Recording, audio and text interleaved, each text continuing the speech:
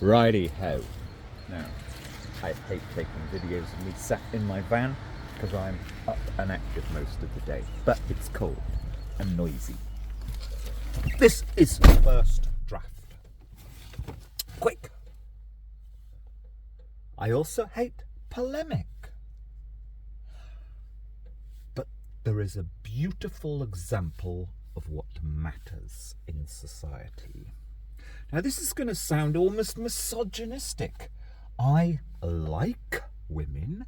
I dedicated kind of 10 years, biggest waste of time ever, to putting out into society a positive message about male carer, parent, etc., and girl child. We've known for about 40 or 50 years that is a fundamental unit in society, meaning all the science even says that if a girl child is around a male carer, their hormonal soup is different in a positive way. Anyway, this morning at 6:15, well, let's just go back slightly. What do I care about? I actually care about doing a bit of creative writing. I don't like polemic. But just to finally have a kind of, well, it's not a last word, it's a beautiful example of how one very important world aspect of journalism, in other words, let's just call it a box of journalism, has become so corrupted. Now I care about journalism. John Pilger died 10 days ago. John Pilger changed my life. Martha Gellhorn, the first proper cultural critique. I only discovered her yesterday. Mademoiselle Grouchy. Anyway, that's on my other site. 8 or 9 years ago, one day I'm listening to Radio 4, and I am horrified.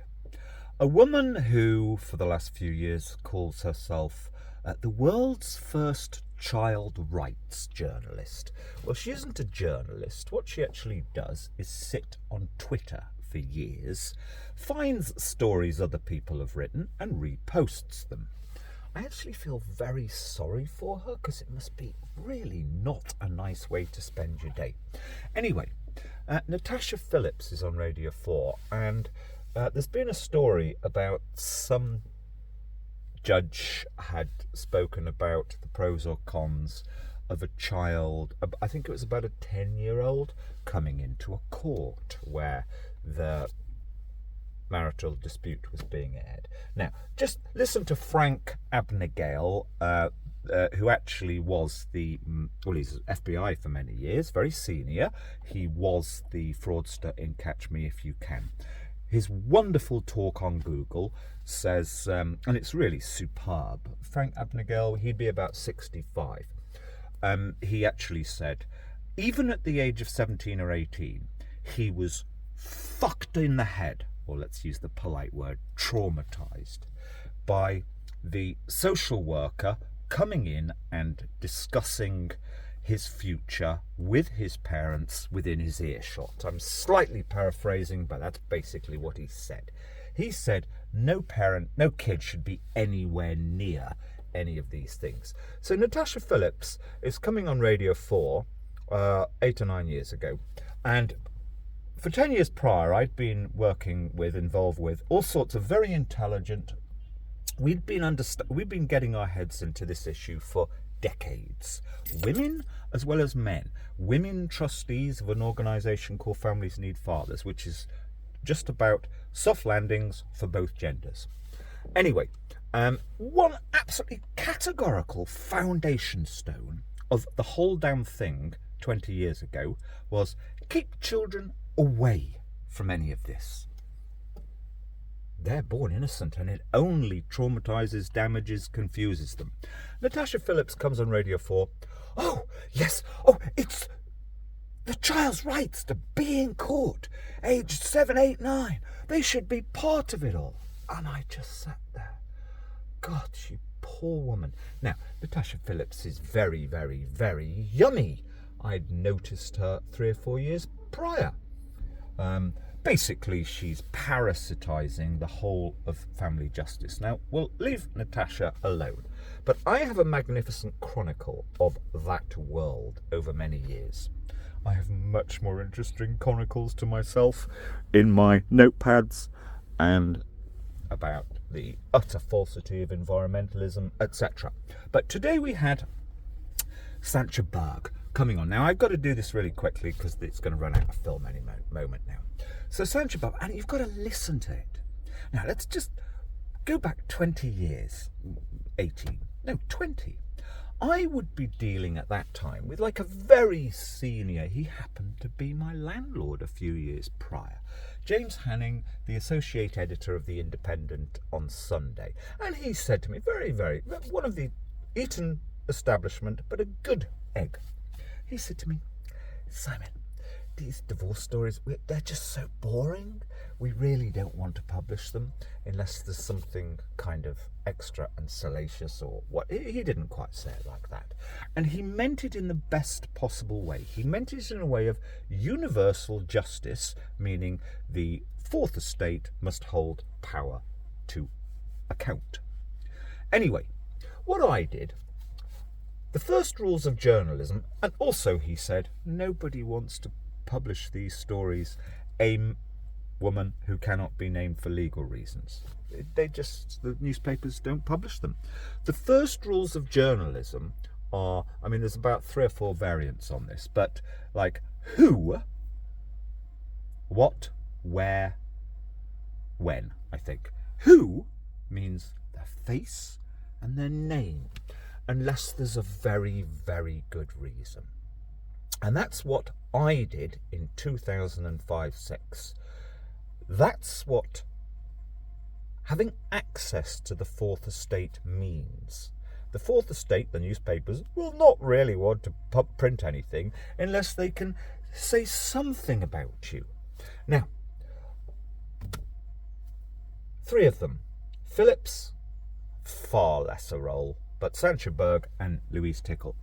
As of about 7 or 8 years ago, now, my Clayton lacuna stayed in place essentially until it was accidentally, hardly anybody noticed, in the washout of 2010, a new bill was put in to override it. Now, I couldn't deal with that then. Well, no, I was dealing with it to some extent. I was dealing with Lord Strathclyde, head of the Tories in the Lords, and John Hemming. John Hemming, who'd been championing this issue, couldn't even be bothered to go and fucking vote. He told me the following day on this bill that was his subject. Lord Strathclyde said, this bill is the biggest load of wank ever. Ever! Now, Lord Strathclyde is my in theory, enemy, but no, magnificent. I was in touch with his office. To the point. So this bill kind of accidentally went through in 2010. It was only stamped, I believe, in 2013. So we have this new regime for the last 10 years. Now, the most important thing of all is that when I brought in the first regime, which was, no, unless there's a very good reason, but the point is in the end of this. Unless there's a very good reason, we should be able to tell our stories, and in a way that the fourth estate will carry them. There's no point telling your story if the newspaper isn't going to carry your story. So, I mean, that's inherent in this. Anyway, so nobody during the period 2006 to 11-12 ever said, all the top judges, there were millions of pounds spent on my reform, okay? Analysing 2 government consultations, and all the top journalists covered it. Okay, nobody said it's a bad thing. There were no stories from 2006 to 13 saying, oh, child's committed suicide because name in paper. No. So it ended up almost by accident, this regime that's been in for 10 years. Now, first of all, Sancha Berg this morning basically is telling lies. Okay. She is saying, well, you see, the great big sop in all of this, it's about, hey, I, Sancha Berg, have managed to reform this. That's what she's saying. Now, she's basically saying we've gone from 3 pilot courts to whatever it was, 20 courts. Every single person connected with the media knows that there is no money to send journalists to any but a rare case. B, a case involving children or families takes place over often a year or two. There is at least 30, 40, 50 hours of debate. So you can't report the truth. You're not going to know the truth. And then the judiciary, Kafkas, social workers, their job is to spin, is to sanitize, is to keep out of that courtroom, those court papers, anything that makes them look bad. Now, that was my case in 2006, not on behalf of myself, on behalf of other people. I was the lucky one. I was the one person literally in a million who managed to battle my way through and get the correct ending for a non-dispute. My point is it's a total chimera. She is saying it's not about the right to have journalists coming in, and she also lies and says it's a contempt if parents speak to journalists. We would all be fucking talking to journalists continually. I was talking, and furthermore, journalists can go into the final stage, the appeal court, if it goes to appeal. Okay, so she's lying. She's categorical. Oh, there'll be some way that she could be argued to be telling the truth, but in reality, she's lying. I would, even with a massive High Court injunction on me in 2005, I'd be on the phone to the journalists all the time. Continually. The Guardian printed a piece about my upcoming 2006 case because I'd been speaking to Claire Dyer. Very good piece. According to Sancha Berg, that would be contempt. Absolute fucking bullshit. Said to make her look good. They have entirely failed. So it's like, oh, we now, the parents, can talk to us. Out of today, there will be 1,000 hours of court time applied to these 150,000 children a year. Probably more. Maybe one of those hours, one journalist, probably a junior, will be in there. That's not opening this system up. This woman is totally... This is what journalism has become. A cabal of a few women. I'm sure there are cases where it's a cabal of a few men. A cabal of a few women are... Essentially, this piece this morning was about, I, Sancha Berg, am so wonderful because I've got a posh voice and I probably went to a ladies' grammar school or whatever. God, I hope this is still recording. Yes, it is. There will be no more reportage of family issues in court. And she says we need to learn about them. No, this was put forward only to enhance, increase justice. Even Lord Justice Wall, in his inaugural interview with the Times, I think it was 2010 or 11, he said, or he gave credence to another judge who'd said prior to that social services can be, in other words, are Maoist and Stalinist. The purpose of all my work and others at the same time, they all said they couldn't do it, I did it, was to enhance the justice, the fourth estate, which holds wonky justice to account. What Sancha Berg has not achieved, she's actually taken the whole thing backwards, because her tone this morning implies, to the ordinary citizen, well, all is well. And this is the week where we've just had the perfect example. I haven't watched television for 25 years, but injustice has been highlighted by a television show over Christmas, the Post Office people. Their names, details about them could be used. If you cannot, because it's clamped down even further, they call it triangulation. There must be no details about children, families, parents, such that their town can even be identified. You're telling me that this non-advance, in fact, it's a backward movement, is any kind of addition to the citizens' rights to be able to go to the fourth estate to protect the democratic and, well, ECHR rights. It's as simple as that.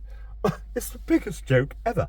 And you've been sold, you've been spun a performed, vile, low-down, narcissistic, I don't use that word very often, but all of these women journalists that adopted this issue from previously if the Daily Mail one, what's she called? Oh, I forget. I used to speak with her all the time. An old battle axe.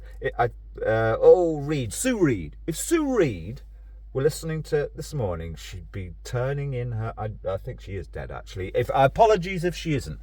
She would speak to me and say, "What a load of fucking nonsense these professional spivs judges come up with." That was a proper journalist.